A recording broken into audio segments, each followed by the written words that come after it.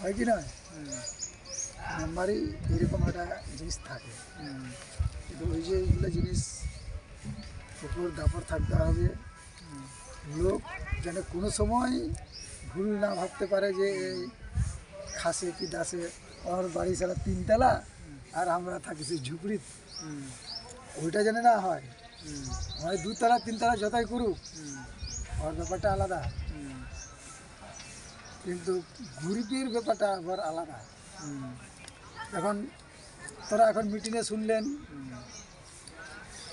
যে বৃদ্ধ কি বেকার ভাতা, এদের রেশনটা আলাদা, আর যারা পরিবারিক কি জমি জমা আছে তাদের কার্ডটা আলাদা, মানে বিপিএল এপিএল, বিপিএল আর এপিএল ওই জায়গাতে ভাগ হয়। এখন বড় লোকের বিপিএল, আর ছোট লোক যারা দিন মজুরি করে খায় তাদের হলো বিপিএল। বড় লোকগুলো বিপিএল আর ছোটোগুলোগুলো এপিএল।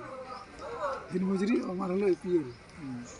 আর আমরা বড় লোক, মানে 10 বিঘা সম্পত্তি আছে,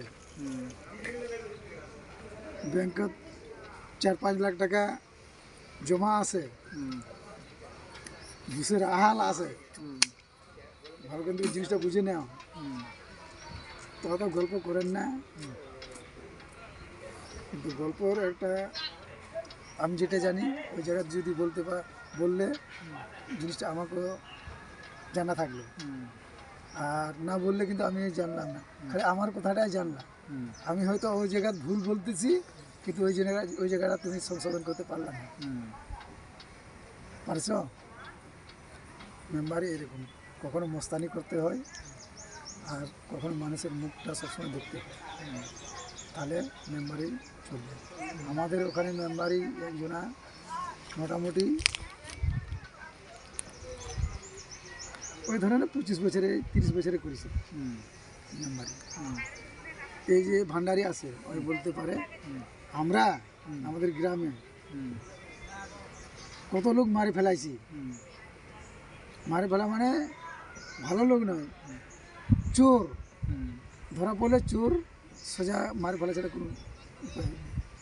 সোজা মারি ফেলা, থানার থেকে আসবে, যে থেকে আসুক টেক্কা দেওয়ার লোক নেই, যতই থানা আসুক যতই জিজ্ঞাসা আসুক।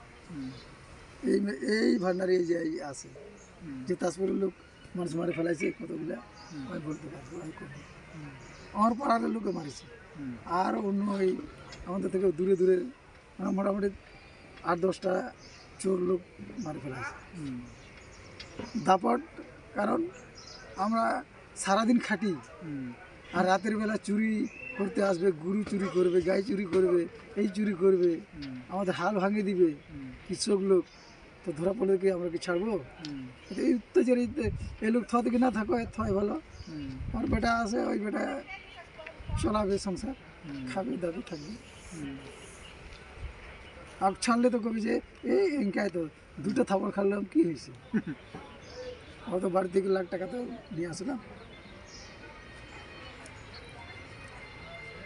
থানা সুদ্ধায় মানে আমাদের গ্রাম ঢুকতে ভয় করে। এই বেশি নয়, 5 বছর আগে 3টা থানার গাড়ি আমাদের গ্রামে ঢুকেছিল, 3টা থানার গাড়ি।